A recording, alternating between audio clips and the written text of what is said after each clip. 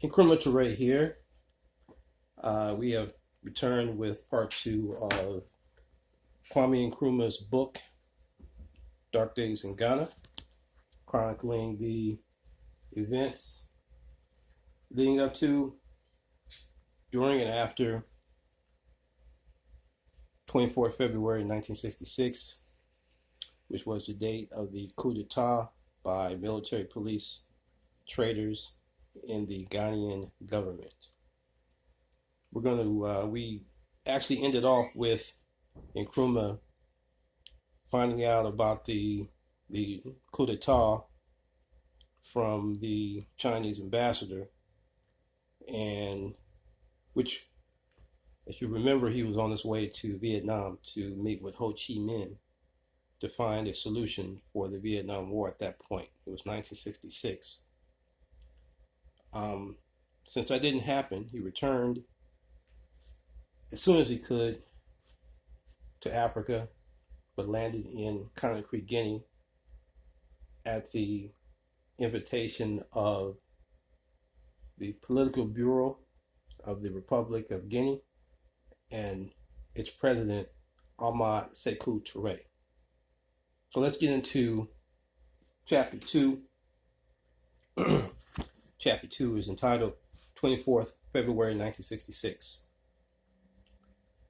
Nkrumah states, "One of the first things I did after my arrival at Guinea was to establish an efficient communication system so that I could be kept fully informed of what was happening inside of Ghana. Almost at once, I began to receive detailed eyewitness accounts of what actually took place on 24th February, and in the dark days which followed the army and police usurpation of power. At the same time, there began a steady flow of Ghanaians to visit me at Conakry to tell me about what had happened in Ghana and to express their loyalty. Some of them had walked all the way. Others had found quicker means of travel, but all came at great personal risk to themselves and their families. Letters also began to pour in, and gradually the full, terrible story of violence and bloodshed took shape, and has since been confirmed to me over and over again by innumerable people who were there at the time of the military and police action and saw what took place. Several of the eyewitnesses who came to me still bore the marks of the brutal attacks made on them. The true account of the seizure of power in Ghana by traitors and neo-colonialists does not make pleasant reading, but the facts must be faced and put on record so that the enormity of the crime committed against the people of Ghana can be accurately assessed. I left Ghana on 21st February 1966. I was seen off at the airport by most of the leading government and party officials and service chiefs. I recall handshakes and the expressions of good wishes from Harley, Deku, Yakubu, and others. These men, smiling and ingratiating, had all the time treason and treachery in their minds. They had even planned my assassination on that day, though they later abandoned the idea. I remember shaking hands with Major General Barworth to be murdered in cold blood 3 days later when he refused to surrender to the rebel army soldiers. I little thought then that I would never see him again. Zanku, commander of the Presidential Guard Regiment, Kujo Bosillo, Kofi Bako, and other ministers who were there at the airport would be shortly seized by renegade soldiers and policemen and thrown in prison. After a week of so-called maneuvers, the operation began early in the morning of Wednesday, 23rd February 1966, when the garrison at Kumasi, numbering 600 men, was ordered to move southwards to Accra. On the way, the convoy of some 35 vehicles was met and halted by the two arch traitors, Colonel Emmanuel Kwesi Kotoka, commander of the 2nd Infantry Brigade Group, and Major General Owasi Arifa of the 2nd Brigade.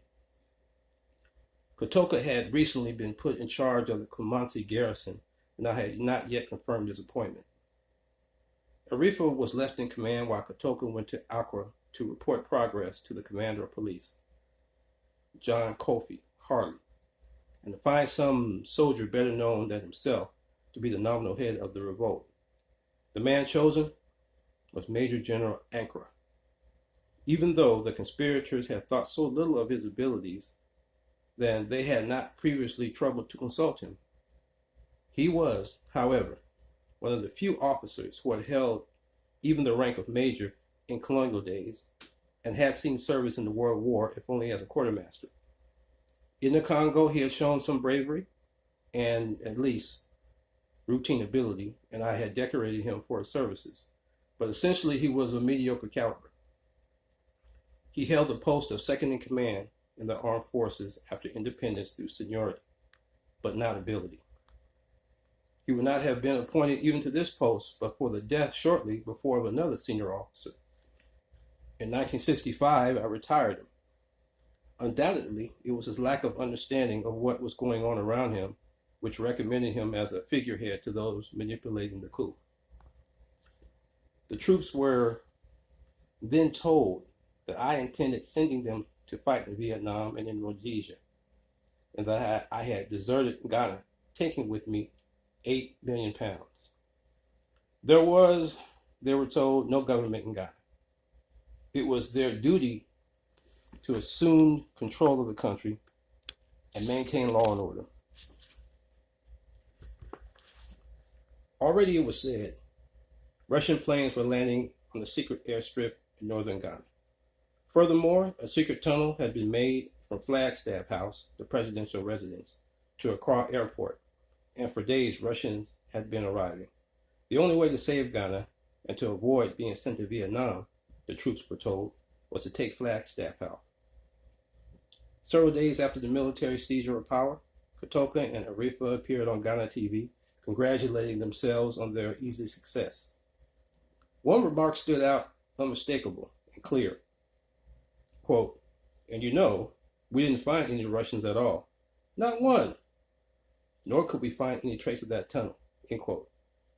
This was followed by peals of laughter at the poor soldiers who had believed that story.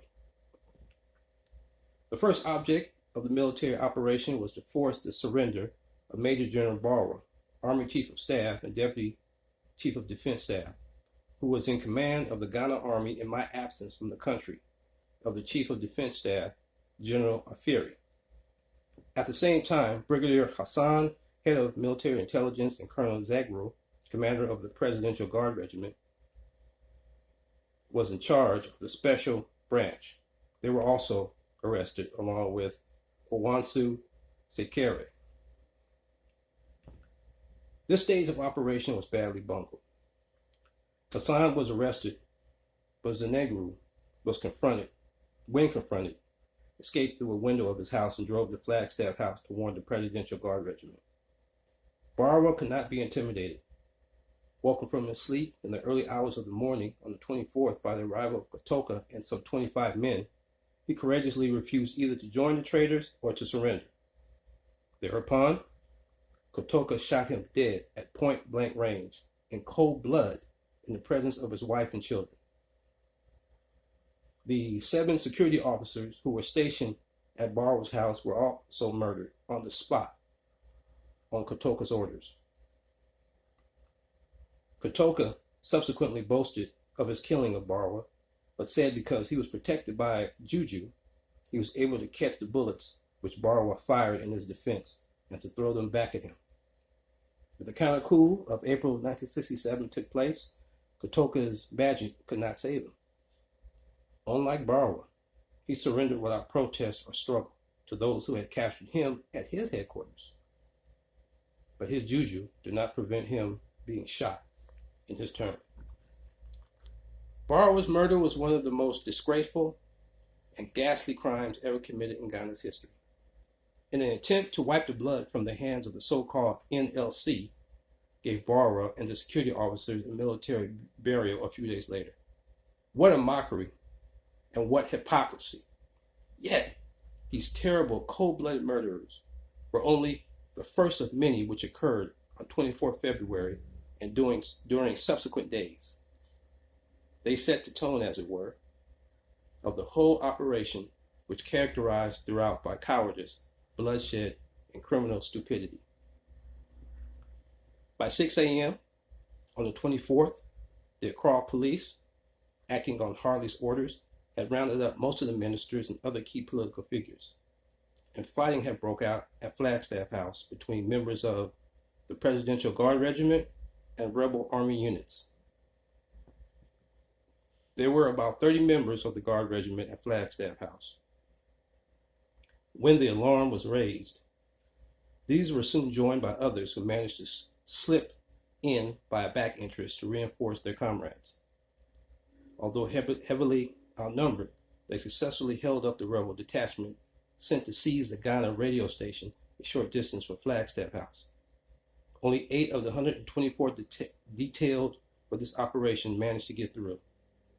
These captured the radio station, and apparently without incident.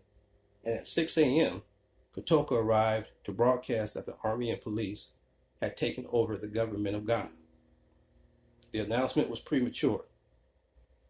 At 7 a.m., resistance was actually increasing at Flagstaff House, as the defenders, less than 100 of them, fought fiercely back at some 600 rebel troops. By this time, a battalion in Accra under Okran had joined them. Not knowing what the fighting was all about, thus the rebels were able to gain control of the airport, cable office, radio station, and all the approach roads to Accra. Kotoka had established an combined HQ with the police at police headquarters.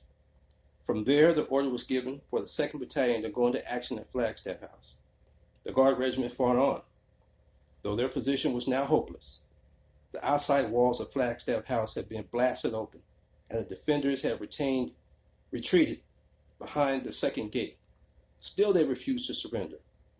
It was only after the rebels threatened to blow up the family residence at Flagstaff House, in which my wife and 3 young children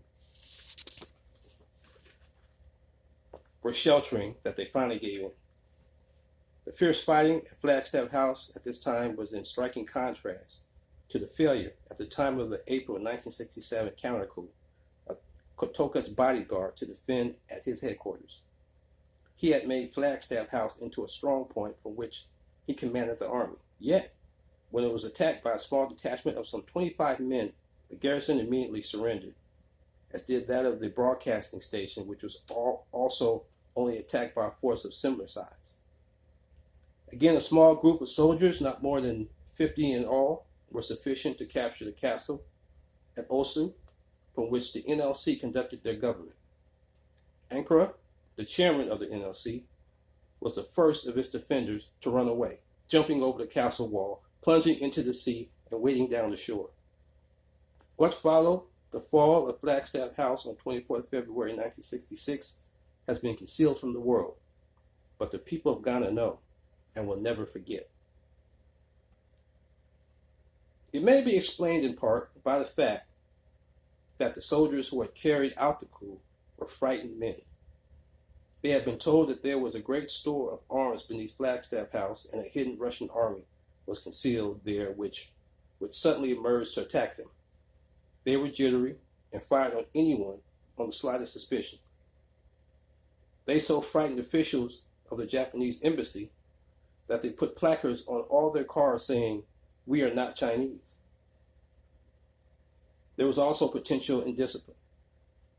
Despite the fact that Ghanaian armed forces in the Congo were regarded as the best of the African troops stationed there, the habit of drug taking and excessive drinking, which some of the soldiers had acquired there, led to a mutiny in one battalion, in which the commanding officer was so badly injured that he was left for dead, and in which the mutinous soldiers took over for 2 or 3 days, complete control of the camp.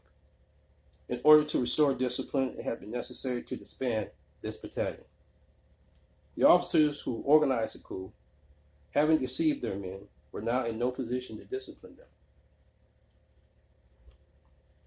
Rebel troops, many of them almost mad from the effects of Indian hemp, which had been issued to them, others intoxicated with alcohol looted from ransacked houses, and trigger happy, carried out the most cruel and senseless attacks on innocent men, women, and children.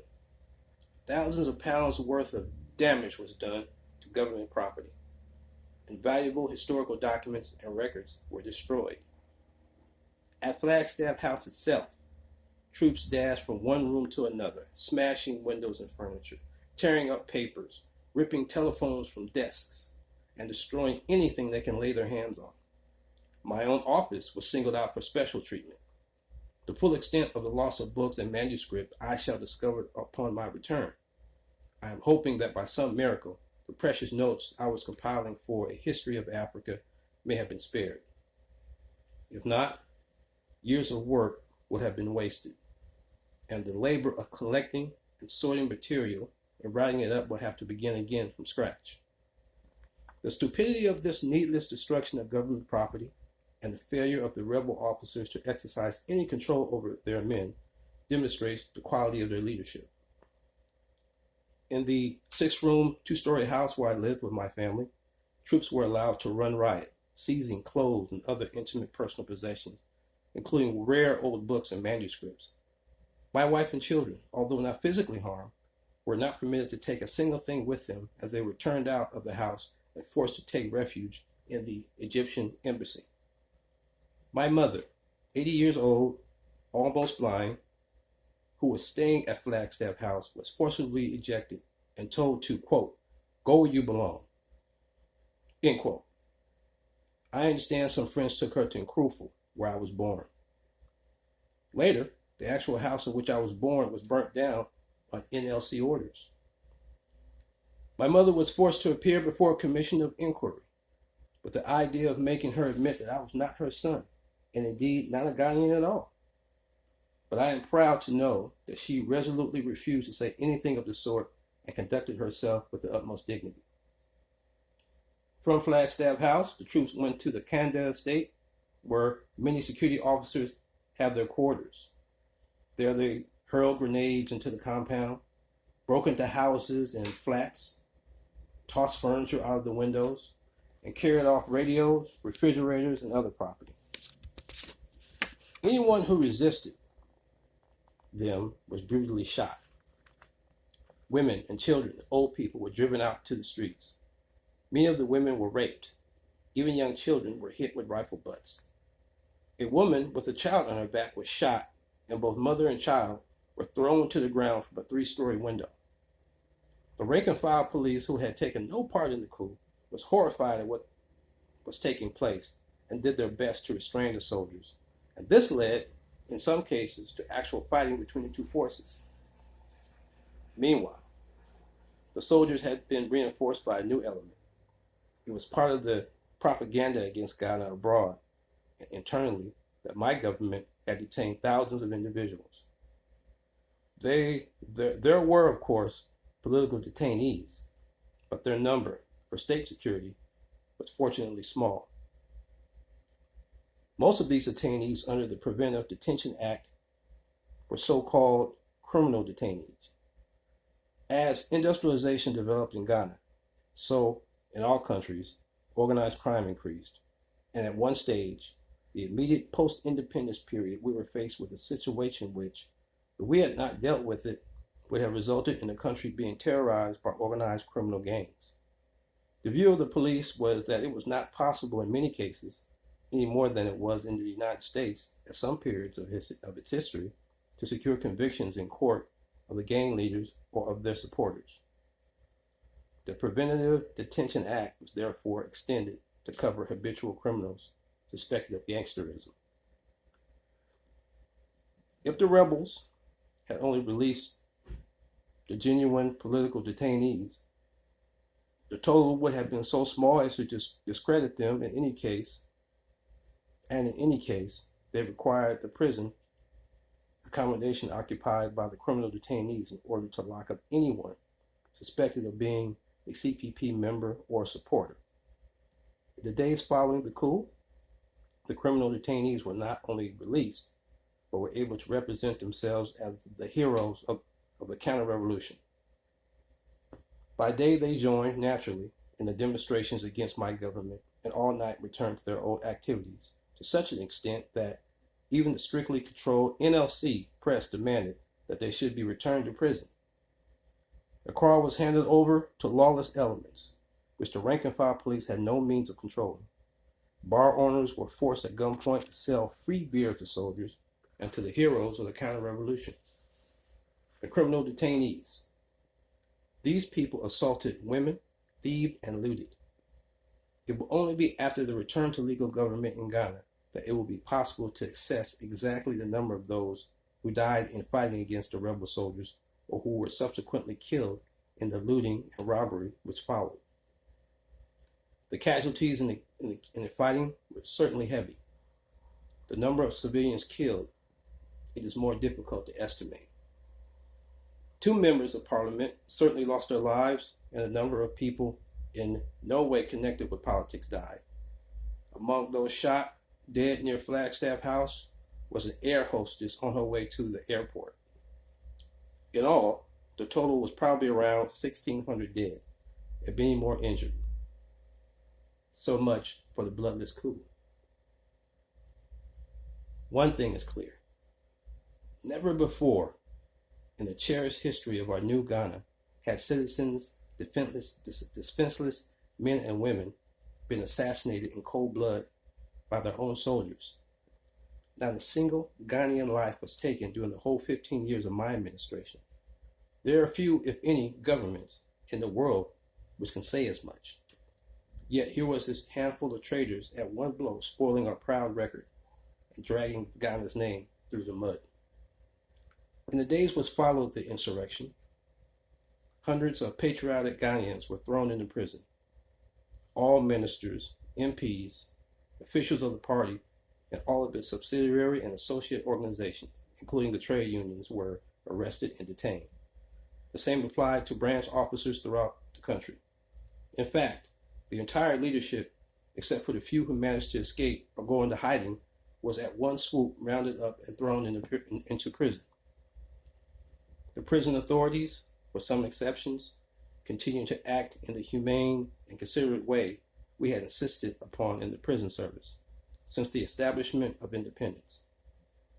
The director of prisons, in particular, saw to it that no one, insofar as he can prevent it, once inside the prison, was ill-treated. It is significant that subsequently he was pronounced by the NLC to have become insane and taken to a lunatic asylum where he died, mysteriously electrocuted. Professor Cujo Abraham, Fellow of All Souls, Oxford, and a former governor of the School of Oriental and African Studies in London, was mercilessly beaten. He was mercilessly beaten, but soldiers arrived to arrest him. He was flung unconscious into the police van. Abraham, at the time of his arrest, was a member of Parliament and acting Vice Chancellor of the University of Ghana. His only crime was that he was a leading member of the party. The manuscript of a new book he was writing was among the first of a pile of papers and books publicly burnt, Nazi style, by the mutinous soldiers who arrested him. Jeffrey Bean, QC, a distinguished British lawyer and one of my legal advisors, who had come to Ghana at government invitation to help in our legal and constitutional work, had his clothes and shoes torn off him and was made to walk up and down barefoot and to stand up and sit down in repeated succession without being able to use his hands. Bayonets were stuck into his back, and it was not until a commander of the Ghana Navy arrived on the scene that they stopped torturing him.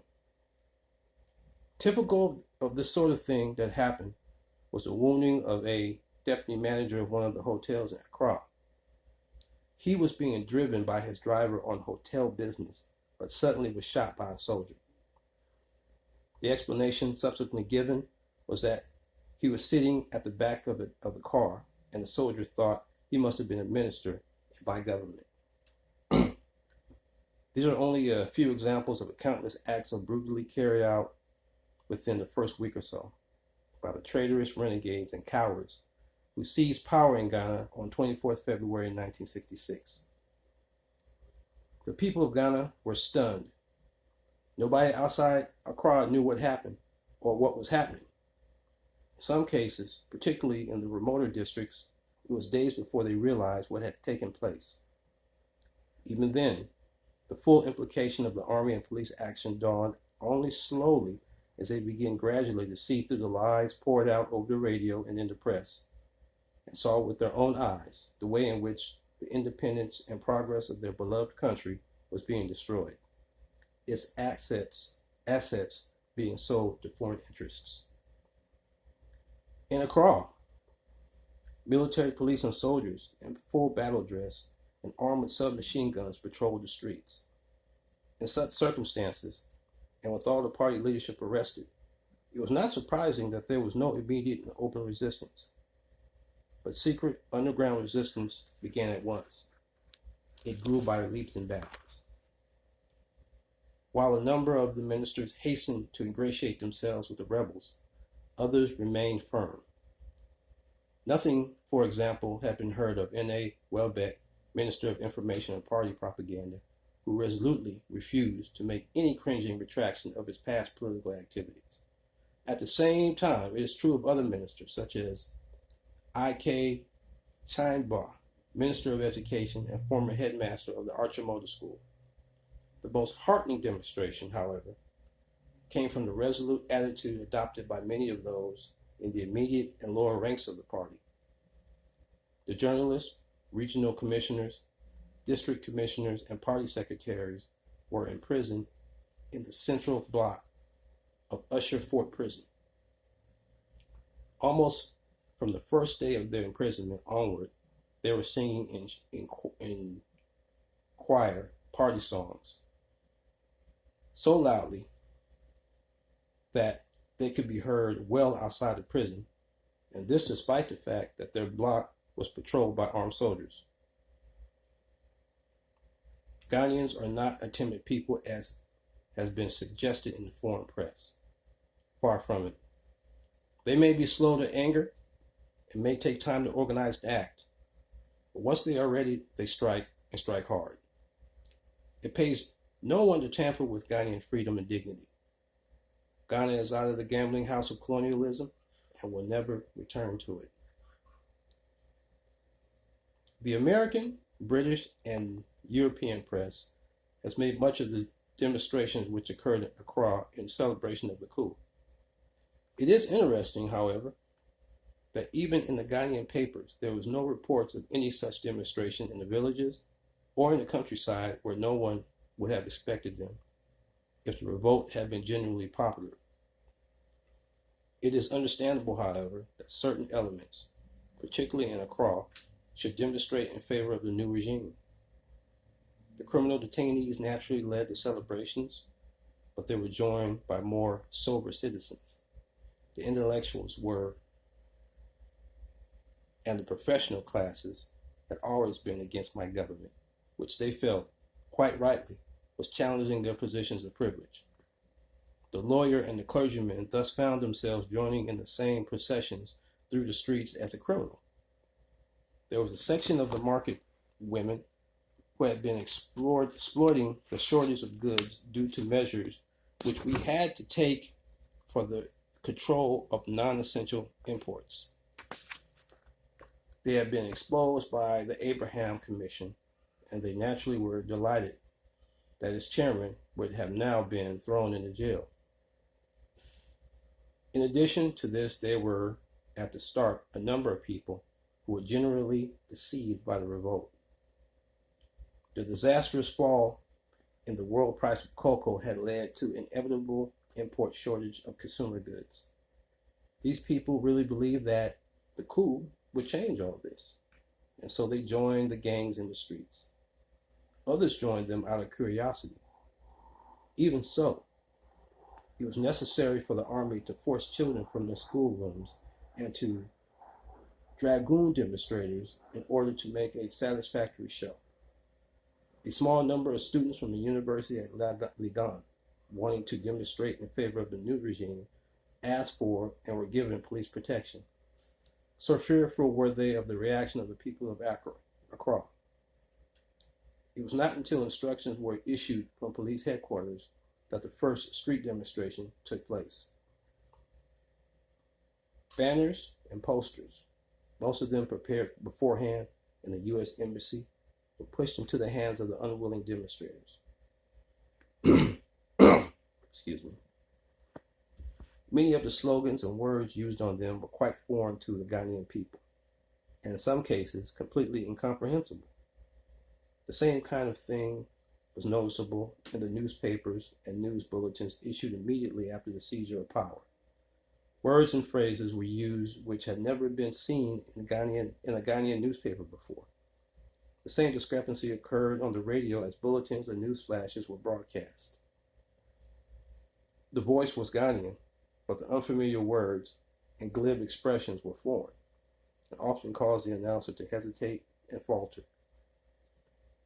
Clearly, the polished editorials, news bulletins, and unfamiliar slogans have been devised by experts trained in the art of overthrowing undesirable governments. But who had not taken the trouble to familiarize themselves with the Ghanaian way of thinking or expression?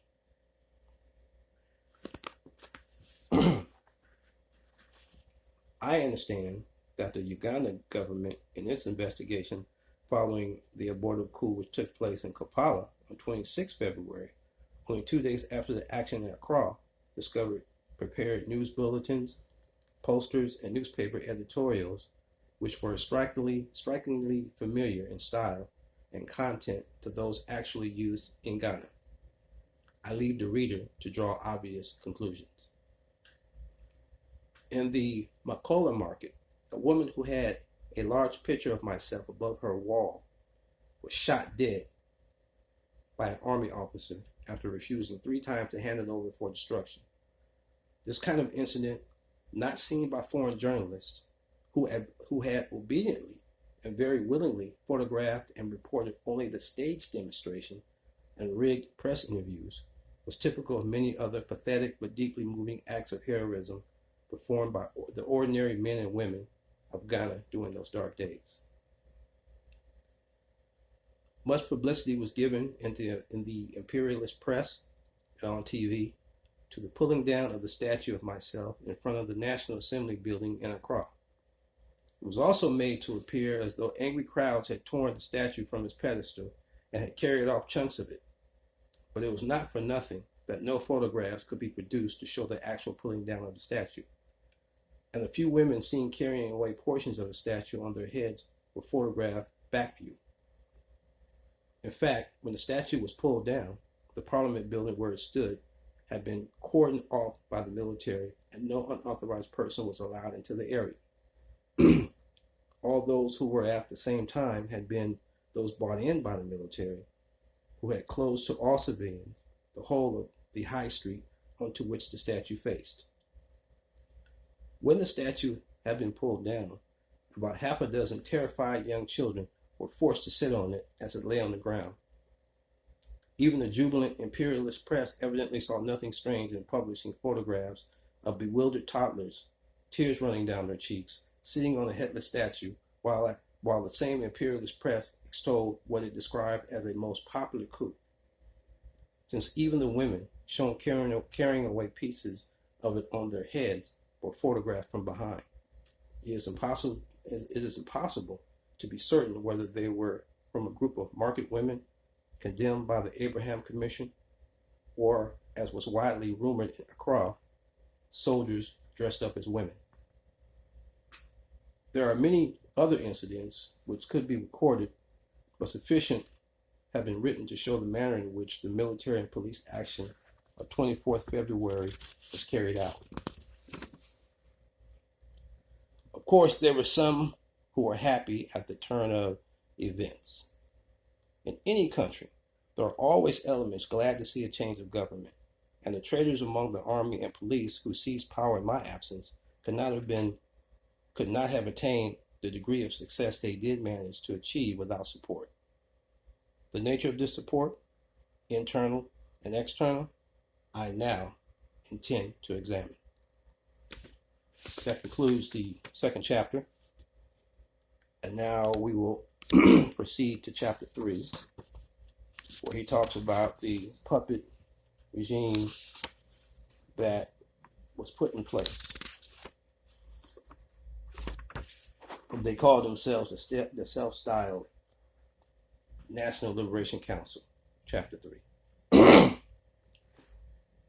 In a proclamation published on 26 February 1966, the people of Ghana were told that the Constitution had been suspended and that a National Liberation Council had been established which constituted the new government of Ghana.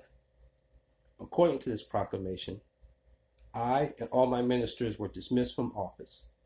The National Assembly was dissolved, and the Convention People's Party disbanded. Further, the NLC assumed full powers to make and issue decrees which shall have the force of law in Ghana, and to appoint committees and to administer their affairs of state. The proclamation ended as it began with the names of the 8 traitors who formed the National Liberation Council. They were the Chairman, J.A. Ankara of the Army, Deputy Chairman, member of the police, J.W.K. Harley, General Kotoka, Army, Police, B.A. Yakubu. Next, from the Army was A.K. Okron. After him, a member of the police, J.E. Ninu. Next, member was from the Army, A.A. Arifa. And last, member of the police, A.K. Diku. It was in this way that the people of Ghana were informed of the names of their so-called liberators. Few had ever heard of them. They were non-entities. Yet, here they were. 4 soldiers, 4 policemen, arrogantly claiming, without any shred of a mandate from the people, that they constituted the new government of Ghana. Small wonder Ghanaians were at first stunned, and then became increasingly incensed at this clique of misguided and ignorant upstarts, proceeded to unmask not only themselves, but their neo-colonialist masters. Very soon they became universally known not as the National Liberation Council, but as the Notorious Liars Council, a name I gave them when I spoke to the people of Ghana on Radio Guinea's Voice of the Revolution soon after my arrival in Conakry. And let me just divert here just to say that the Voice of the Revolution, Radio Guinea, is what he used to speak into Ghana and to give them hope and let him know of his plans at that time to return to legal government. It's in a book called Voice from Conakry, and I would really suggest anyone who wants to read that to do so. You can pick that up as well, I believe, on Amazon. Let's continue. So he continues to say, in a booklet called, let me start that again, apologize for that. In a booklet entitled The Rebirth of Ghana, the members of the NLC found it necessary to publish photographs of themselves, selected facts from their shoddy careers, and information about their shady characters and trivial hobbies. It reads rather like excerpts from a poor imitation of the well-known British Directory of Notable Personalities. Who's Who? We are told that Ankara was born in 1915, was a keen sportsman at school, and was trained at the Officers Cadet Training Unit in Britain. We are informed that he is companionable, friendly, and full of good humor. The authors of the booklet, gluttons for unnecessary detail, go on to say that Ankara's hobbies are gardening, films, and an occasional swim. Not a very fitting list of interests and hobbies for the chairman of the so-called National Liberation Council. No mention, of course, is made in the booklet of the fact that I found it necessary to dismiss Ankara in 1965. He was becoming lazy, incompetent, and unreliable. In addition to this, Ankara and Major General Otu revealed to me that they had on several occasions been written to anonymously and asked to join plots to overthrow my government. It seems to me that even they had refused to join. Their names have become associated with treason, and they should no longer continue to serve in the Ghana army. I then retired them, gave them 6 months pay, gratuities, and positions in two of the leading Accra banks. Harley, we are told, was born in 1919 in the Volta region. He enlisted in the Ghana Police Service in 1940 and rose through the ranks to become inspector in 1952. He then went to the Metropolitan Police College in Hendon, England, and on his return to Ghana was step by step promoted to become head of the special branch.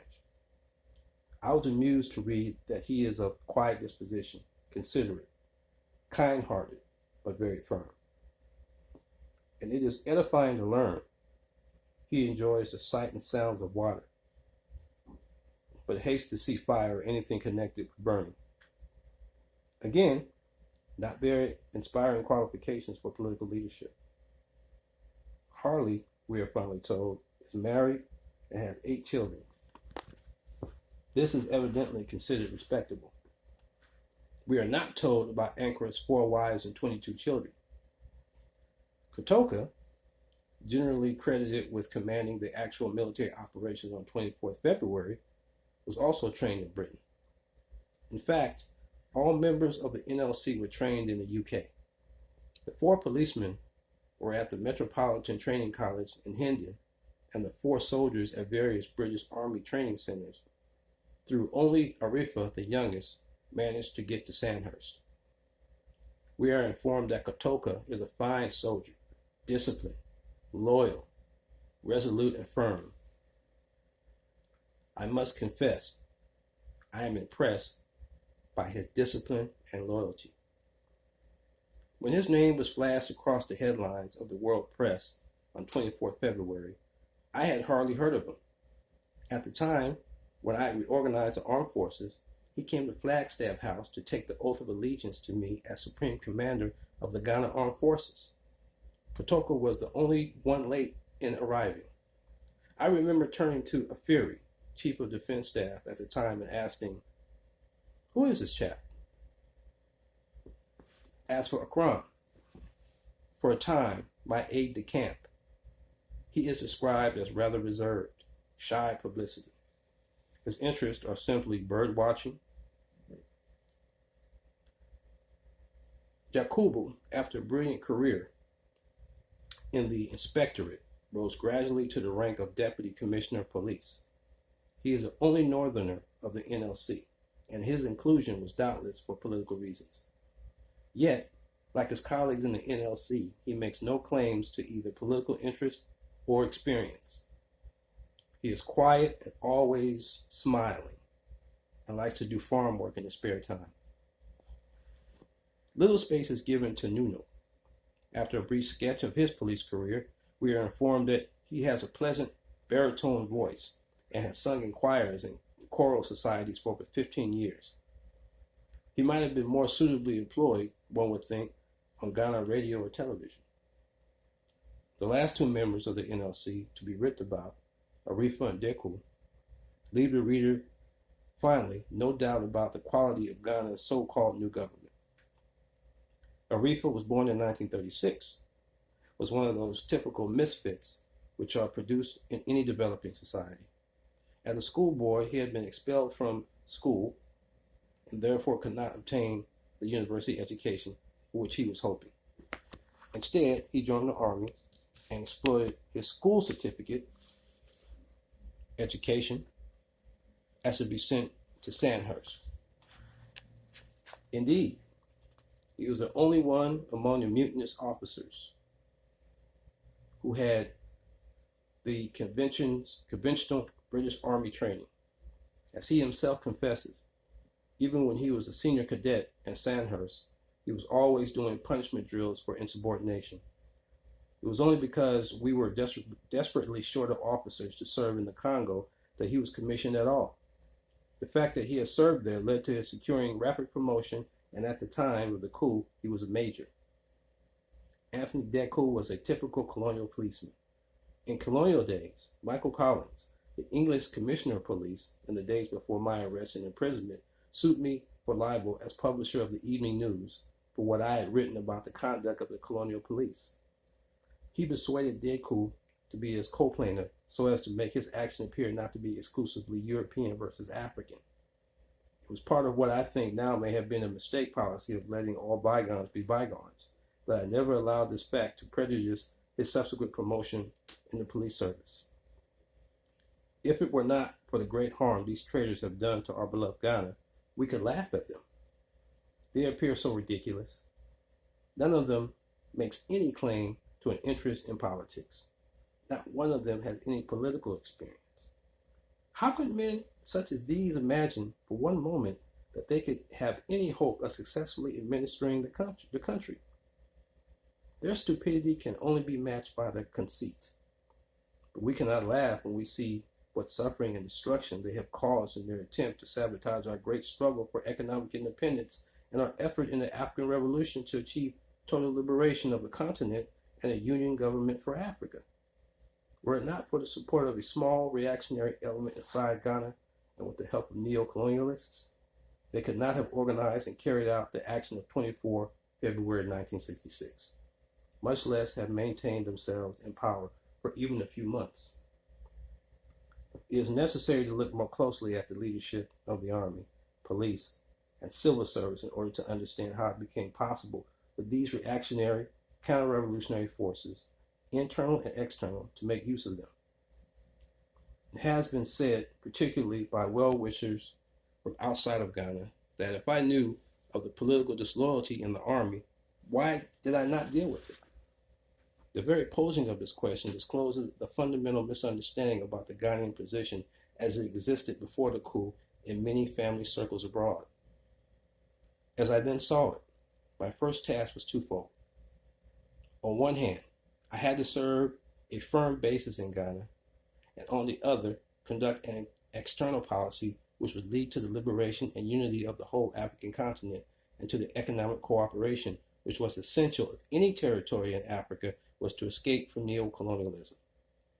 In the military sense, these two aims were contradictory.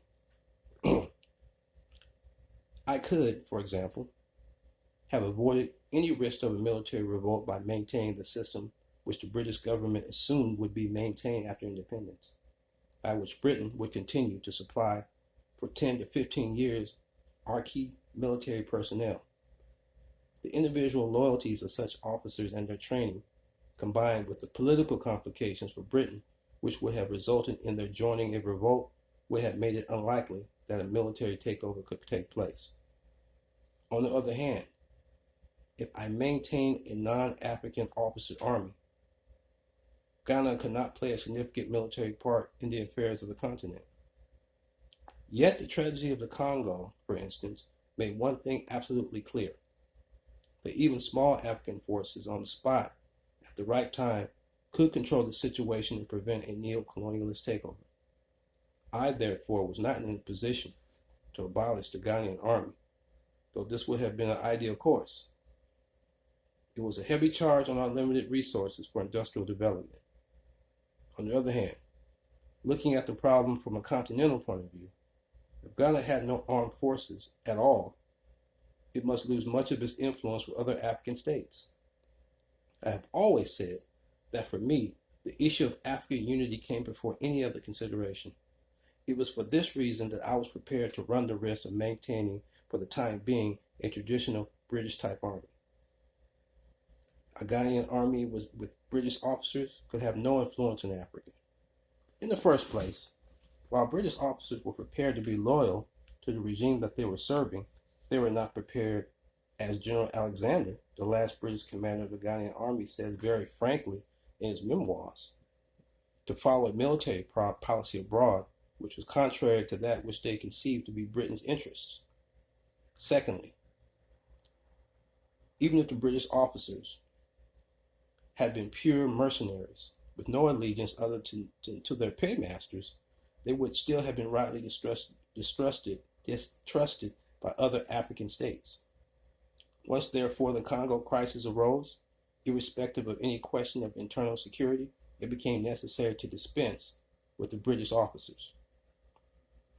Unfortunately, the preparations for independence had not included the training of anything like sufficient officers or even NCOs to make possible for me to choose on political grounds who should be promoted. There were, in fact, insufficient soldiers with the necessary training or qualifications to fill even half of the positions left vacant by the departing British. In order to have an army at all, I therefore had to accept what existed, even though I knew the danger of this course. In fact, the most efficient of the British-trained Ghanaian personnel officer class were the most neo-colonialists.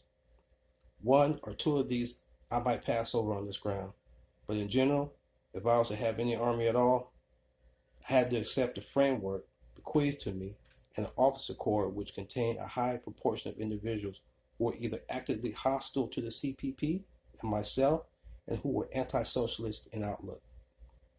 Worse still, the fact that the bulk of the infantry came from the north, where education had been almost completely neglected in colonial times, made many of the rank and file soldiers easy prey to anyone who wished to mislead them. In regard to the police, the problem was even more complex. We were going forward rapidly with the development of the economy and industrialization. As experience throughout the world has shown, even the movement of population, this must occasion breaks down old traditional restraints, and a criminal class rapidly develops in expanding towns.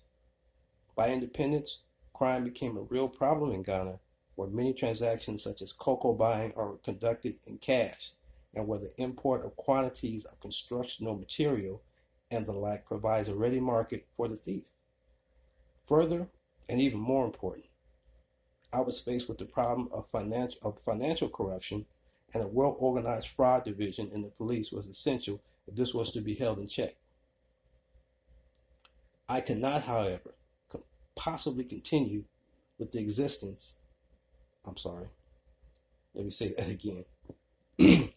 I cannot, however, possibly continue with the existence or the existing British police officers. Prior to 1951, Michael Collins, the British Commissioner of Police, had not only brought various personal court cases against me arising out of my political activities, but was so contemptuous of the change in the political atmosphere that even after my release from prison and my appointment as Prime Minister, he continued to demand from me, and indeed received payment for the balance of the damages awarded to him by the colonial court. The rank and file police officers who were loyal to the CPP would not have tolerated the retaining in command of such persons. On the other hand, it was impossible immediately to make promotions to the higher ranks of police, men who had training in detective work or administration. As with the Army, I therefore had to accept the police force. Many of those who hired officers were politically hostile to the new Ghana. They, after all, had been chosen for promotion by the colonial regime, and they had thus a monopoly of specialist training required. Further, many of them were corrupt, but to obtain proof of this was a difficult matter. I tried, in these circumstances, to build up a new security service which would be completely independent of the police force, but to obtain its personnel, I had to go to the civil service, and the conduct of Eric O'Toole, the civil servant I put in charge, shows how unreliable was the support I can get from this quarter.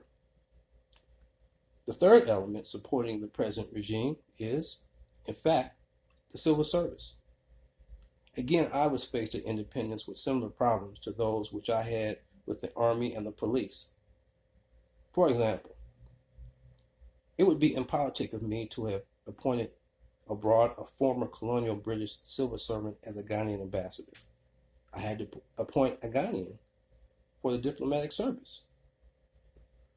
The information services, which were the most important channel in letting the people know what was taking place and the reasons for any particular government action, were all manned by civil servants originally trained by the old colonial information department, which had been set up specially to conduct propaganda against the CPP and the idea of colonial independence. Excuse me. However, I was able to pick and choose amongst the civil service much more than I was with the Army and the police, and I was able in many cases to reform the diplomatic and information services. Despite this, throughout the public service as a whole, there was a tradition of serving whatever government was in power. Many of the senior officials had all originally served with the old colonial regime, which had opposed trade unionism and socialism in any form that was against any real representation of the people in government. After the CCP's victory in 1951, they changed over to administer the new quote-unquote ideas, becoming supporters of quote enlightened colonialism. When colonialism finally gave way to independence, these same men gave support to the new order of things. As gradually we changed social and political conditions in Ghana, they accepted the changes without protest, and though there may have been a degree of sabotage behind the scenes, always openly proffered their support for my policies and that of my party. In such circumstances, it is only natural that they should have, in the first place, uncritically accepted the rebel government. Indeed, behind the scenes, the civil servants always looked back to the colonial times when their senior members were described as quote-unquote political officers, as they in practice ran the country. They welcomed the military revolt because they believed that behind the facade of military power, they would be the real rulers. It is only now that they are becoming disillusioned and discovering that however incompetent in administration and politics the senior military and police officers are, those who have seized power are determined to use their authority to maintain their own personal interests. There is quite a record of police hostility toward me personally and toward my government. It dates back to pre-independence when I was campaigning for freedom from colonial rule, and the British government founded the special branch in Ghana to keep an eye on me. For years, members of the special branch were trained to regard me as a dangerous man whose political views and activities threatened all that was stable and respectable in British eyes. Harley, Deku, and Nuno all served in the special branch. Nuno actually gave evidence against me in my trial after the declaration of positive action. Old habits die hard, and I regret now that I did not abolish the special branch in 1957 at independence. It was a typically British creation and really had no place in our society. But it was thought at the time that it might prove useful in some areas of police work. In fact, members of the police and special branch have been involved in each of the 6 attacks made on my life and have frequently ignored and sometimes aided the activities of people they knew were plotting to overthrow the government. In 1958, the General Secretary of the opposition party, R.R. Amposa, and one of his leading members of parliament, M.K. Apalu, who was the opposition spokesman on military matters, entered into a conspiracy with Major Benjamin Atawadi, who was then the most senior member of the Ghanaian officers and was camp commandant of Burma camp. The plot leaked out, and they were arrested at the beach where they had gone to meet each other, at the beach where they had gone to meet each other. A very full inquiry was held in public, but undoubtedly the full facts and the extent to which the opposition as a whole was involved did not come out. In the inquiries conducted after the bomb attack on me on 1st August 1962, in which several innocent people lost their lives, it was also discovered that leading police officers were closely involved. Before, let me see if I can pronounce this name here. I'll just call him Osibi Lamptey. Was one of the ringleaders in the plot to kill me, was caught.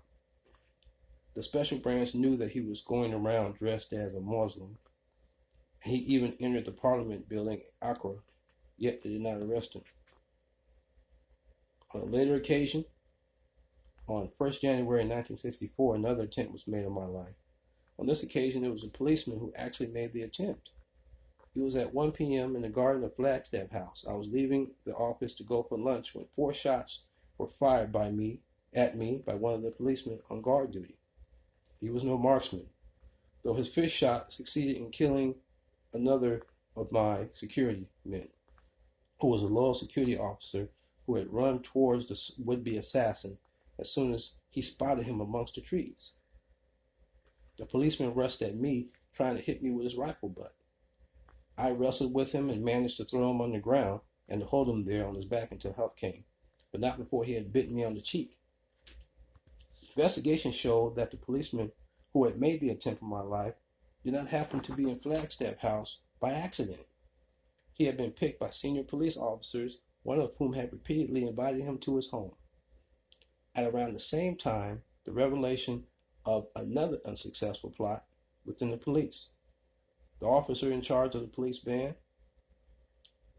which used to play at official functions, approached two friends of his amongst the bandsmen and suggested to them that they should shoot me with revolvers, which he would provide when I came over, as I always did, to congratulate them on their performance. Fortunately, the two men not only would have nothing to do with the plot, but reported it, as did independently the policeman who had been approached to smuggle into Flagstaff House the weapons required. In such circumstances, I considered it best to make a clean sweep of the top command at police. So the police commissioner and the deputy were arrested together with the bandmaster. In view of the events of February 1966, it was a great pity that there was not a complete reorganization of the police service from top to bottom. However, at that time, it appeared not really practical to change the whole structure of the force without evidence that the next most senior officers had not been in any way involved in this or other conspiracies. Thus, it was that Harley and Coup, who had both served in the special branch, came to be appointed commissioner of police and head of the criminal investigation department, respectively. What I did not know was that, although they had exposed to me various criminal and corrupt acts of their colleagues, they themselves were involved in dubious dealings. I had asked Jeffrey Bing, who had been the Attorney General, to investigate racketeering in diamonds. It appeared that there was growing smuggling in Ghana of diamonds and other malpractices in regard to their sale. After making inquiries, Bing came to suspect a European diamond dealer who had been made a prohibited immigrant in colonial times. This man managed to return to Ghana, but had been again deported. When Bing saw the special branch records, he discovered that Harley, using my name without my authority, had revoked the deportation order. I gave orders that the man should be arrested and deported again forthwith.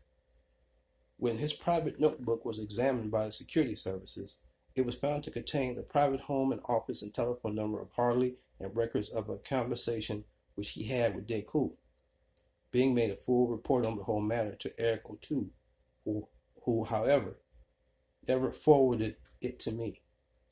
I believe that one of the motives of Harley and Coup in promoting the coup was that they feared exposure of this matter. Okay, I'm going to stop right here. It's been about an hour. I'm going to continue on the next video. We're still in chapter 3, so just hang with me. Then we'll go from there. I don't want to hold you who are listening too long because there's still some pages to be read until we get into the 4th chapter. So I'll be back in a day or two to continue chapter 3. We'll finish that up and we'll get into chapter 4. Thank you very much for listening. Once again, leave a like and make a comment. Tell me what you like about it, what you don't like about it. All right.